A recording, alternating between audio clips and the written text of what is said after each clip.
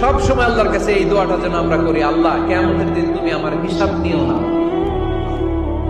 আল্লাহ তুমি আমার বিচার বসিও না, আল্লাহ তুমি দয়া করে আমারে মাফ করে দিও। আল্লাহ যার বিচার করবেন ও জাহান্নামে যাবে, আর যার বিচার করবেন না সে জান্নাতে যাবে।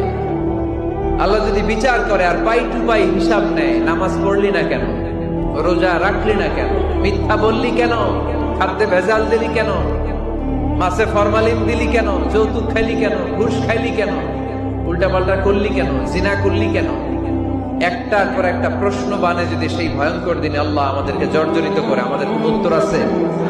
সেদিন আমাদের বাঁচার কোন উপায় আছে? তাই আমরা সবাই আল্লাহর কাছে দোয়া করবো, আল্লাহ কোন বিচার টিচার মানি না, কোন বিচার করতে পারবো না, দয়া করবা। কথা কয় না?